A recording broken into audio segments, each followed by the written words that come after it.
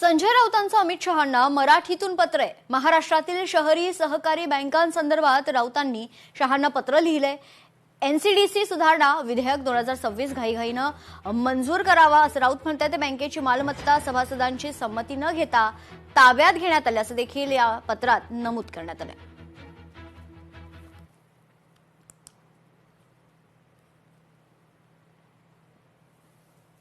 महाराष्ट्रातल्या urban cooperative बँका ज्या आहेत, त्यानंतर जी अपेक्स बँक आहे, या सगळ्यांचं अस्तित्व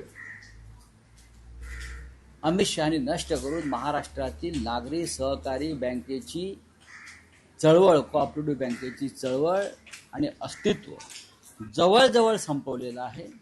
आणि अमित शहा त्या बँकेचे किंवा त्या संघटनेचे बादशाह झालेले आहेत। जनाब संजय राऊत यांनी केंद्रीय सहकार मंत्री आणि गृहमंत्री अमित शहा यांना पत्र लिहिले। संजय राऊत आणि सहकाराचा काहीही संबंध नाही।